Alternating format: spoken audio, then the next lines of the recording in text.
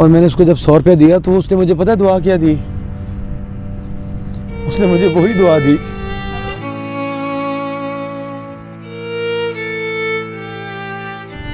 जो मेरी सबसे बड़ी ख्वाहिश है ना ज़िंदगी की, उसके मुंह से वही निकली और मुझे कहती है कि अस्सलाम वालेकुम नाज़रीन, मैं अमीन राजा और आप यस पाकिस्तान टीवी देख रहे हैं।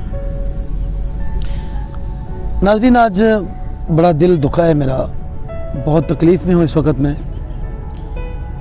और तकलीफ़ कोई मेरी ज़ाती नहीं है।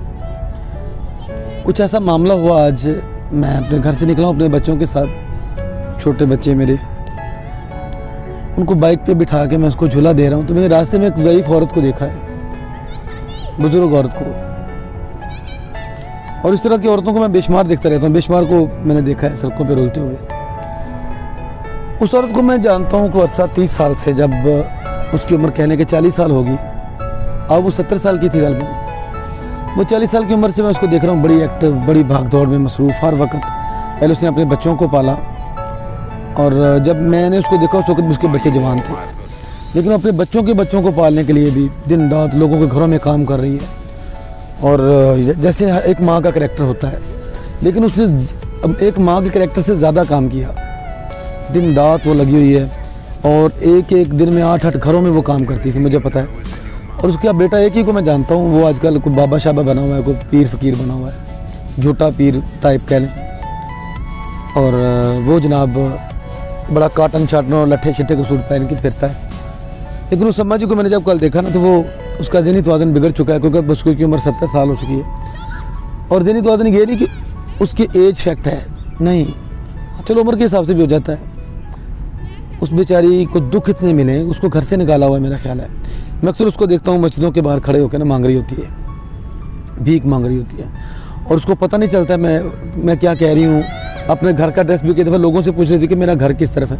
अब लोगों को खुद नहीं पता कि उसका घर किस तरफ है, किराएदार है, कभी यहाँ पे कभी यहाँ पे उनके मकान है। कोई परमानेंट हो तो लोगों को पता हो जाए कि ये इसी मकान में रहती है। तो कल मैंने उनको देखा ना जब इस हालत में,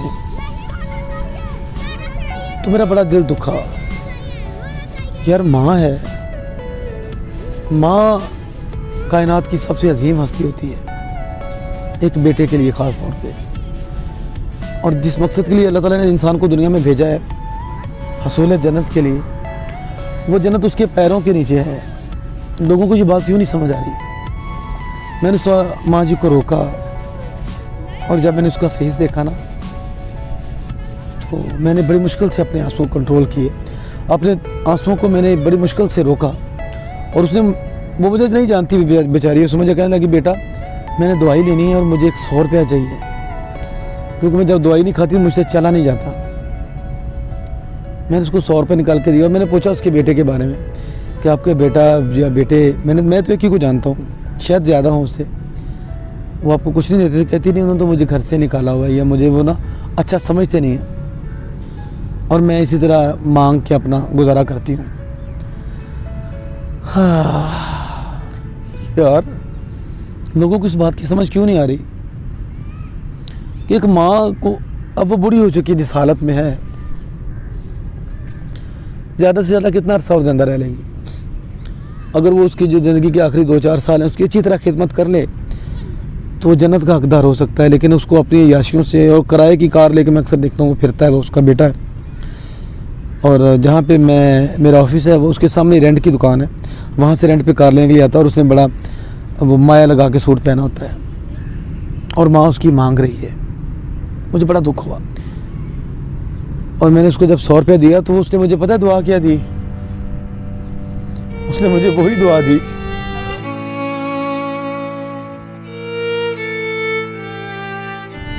जो मेरी सबसे बड़ी ख्वाहिश है ना ज़िंदगी की, उसके मुंह से वही निकली, और मुझे कहती है कि बेटा अल्लाह तुझे और तेरी माँ को हज कराए। मेरी बड़ी ख्वाहिश है कि मैं अपनी अम्मी के साथ जाऊँ हज करने के लिए।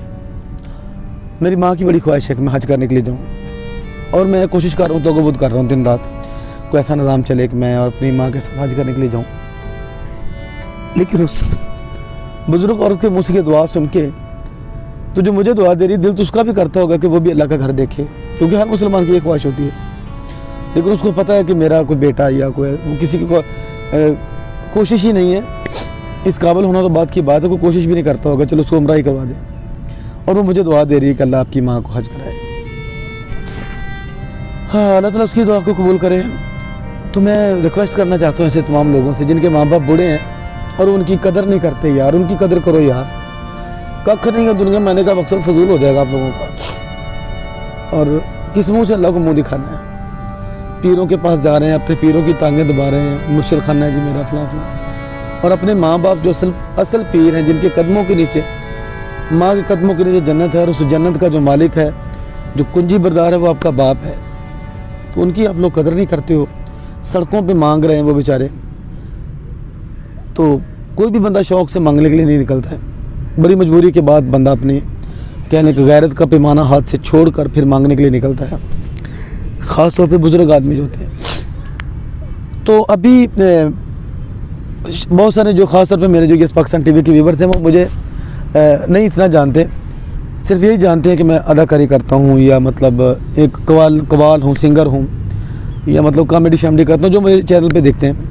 आज से चंद साल पहले ना मैं आपको बता दूँ कि मैंने एक ट्रस्ट बनाया था SMD ट्रस्ट के नाम से, SMD ट्रस्ट के नाम से।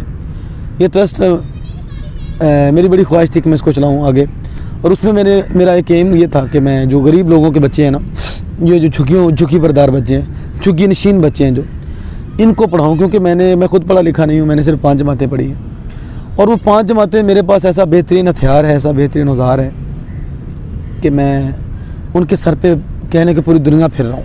ये चैनल भी उन्हीं 5 की वजह से मैं चला रहा हूँ, और बड़ी बड़ी महफिलों में मैं जाता हूँ, लोगों से उर्दू में भी इंग्लिश में भी टॉक करता हूँ, वो 5 जमातों की वजह से।